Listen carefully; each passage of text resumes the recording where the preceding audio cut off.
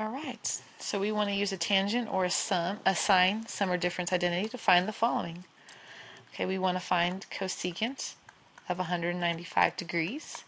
Well, cosecant is 1 over sine of 195. So can you think of two angles that I know that will add up to 195 or subtract from and make 195? Okay, let's see. The first thing that comes to my mind is like 180 and 15, but we don't know 15. We only know 180. So what's something else I might know? See, I know 225 and 195 is the difference of 30. So we can write this as 225 minus 30 if we want to try that. I know in the last problem, or the last section, I did a whole lot of the adding ones. So let's try to do some subtracting ones. So it's going to be 1 over the sine of the first times the cosine of the second. Same. So and then the cosine of the first times the sine of the second. Okay. So filling this in a little bit more is, what is my y value at 225 degrees? 225 is like a pi over 4, so it's always going to be a square root of 2 over 2. And down there in quadrant 3, it's negative, so we'll do negative square root of 2 over 2. Okay.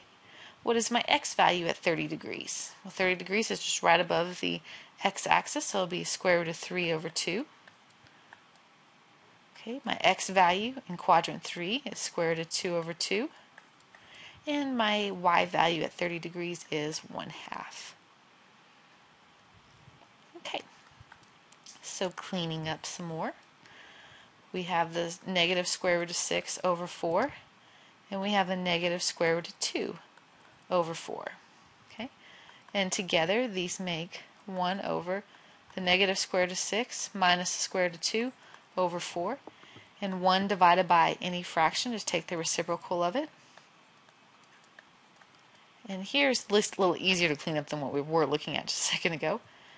I have 2 radicals in my denominator, and I have 2 terms. The only way to clean this up is to use a conjugate. So it'll be 4 times the square root of 6 plus the square root of 2 over first times first will be square root of 6 times square root of 6 is 6. The outside insides cancel. And the last, square root of 2 times 2 is 2. So 4 times the, why I wrote a radical right now yet, but so 4 times the square root of 6 plus the square root of 2 all over 4. Outside 4, inside 4 cancel. And my answer is the square root of 6. I like to write that really big. Is the square root of 6 plus the square root of 2. And we are going to box all that up, and then we can call this problem done. Okay, so next thing we want to do is find the tangent of 19 pi over 12. Okay, so the tangent of 19 pi over 12 I don't know, but what I do know is that it could be the sum of like 5 pi over 4 and pi over 3. So let's check. That would be 15 and 19 on the top, and 4 times 3 is 12, so yeah, that would work. Okay, so the tangent formula says it's the tangent of the first, same tangent of the second, all over 1 opposite tangent of the first, times tangent of the second. Okay, so let's fill in what we know. What is the tangent? What's the ratio of y's to x's at 5 pi over 3? I mean at 5 pi over 4. Well, 5 pi over 4 is in quadrant 3. And down there in quadrant 3, the tangent value is actually positive. It's going to be positive 1. So this is it's the negative square root of 2 over 2 divided by the negative square root of 2 over 2. Okay. So what's the ratio at pi over 3? Okay, at pi over 3, our coordinate there is 1/2 square root of 3 over 2. So the ratio of y to x, so this divided by that, is just the square root of 3. Down here will be 1 minus 1 times the square root of 3. So we have 1 plus the square root of 3, 1 minus the square root of 3. I have a denominator that has a radical in it. Only way to get rid of it is to use the conjugate. So up here in the top, just multiplying it out, 1 times 1, square root of 3 plus the square root of 3 is 2 squares to 3. Square root of 3 times the square root of 3 is 3. And in the denominator, 1 times 1 is 1. Outsides and insides cancel, and I get just a minus 3. So up in the top, it's 4 plus 2 squares to 3. Down there at the bottom is negative 2. And because this negative 2 can cancel with both of these terms right here, negative 2 into 4 is negative 1. Negative 2 into positive 2 is negative square root of 3. So we can write it like that, and I bet you sometimes in the book they're going to actually write it like this. They're just going to factor out that negative. So either way is totally fine with me. Okay, let's go on to example 3. We want to find the solutions in radians for the following equation. And this is just like the last lesson, where I have the first angle matches with the first angle, the second matches with the second. It goes sine, cosine, and cosine, sine. So that tells me I'm using a sine identity with the first angle and the second angle.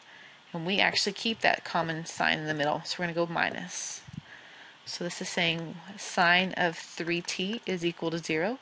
So for 3 full revolutions, when do I have a y value at 0? Well, all my y values happen when I'm along the x-axis.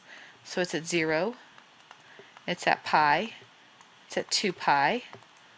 That's kind of all one in one rotation. Then we have 3 pi, 4 pi, 5 pi, and 6 pi. So 3 and 4 come from rotations 2, and 5 and 6 come from rotations 3. All right, divide everything through by 3, and you get t to be 0, pi over 3, 2 pi over 3, 3 over 3, which is 1, 4 pi over 3, 5 pi over 3, and then 6 pi over 3, which is 2 pi. So we can box all of those up and call that one done. Example B. We just saw one very similar to this, where I've got my first angle goes to my first angle, my second matches with my second. It alternates sine, cosine, cosine, sine.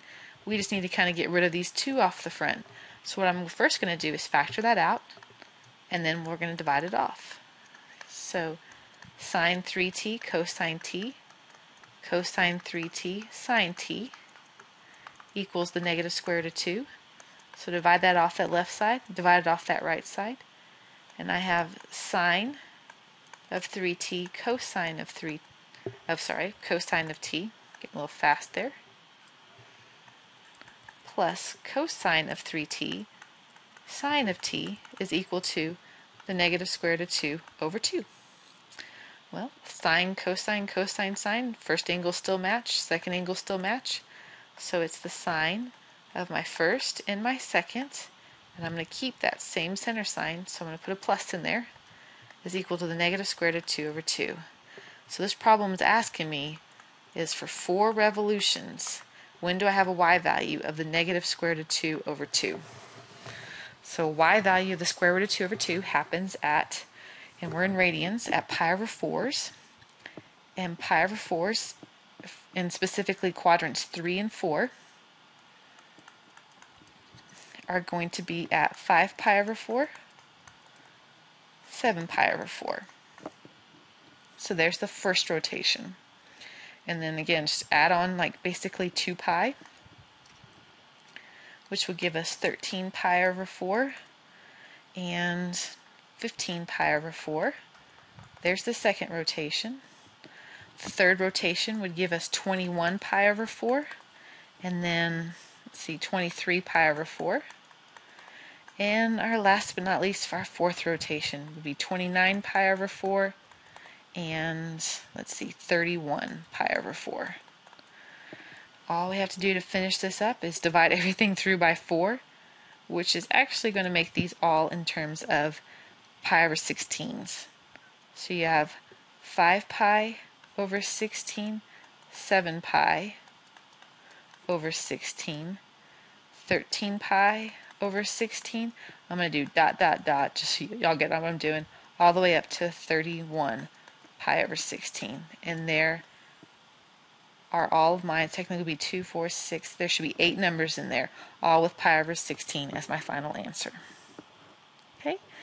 And as always, anytime you learn a new formula, we've got to prove it using identities. Okay? So we're back to the square one. We want to show the left side equals the right side.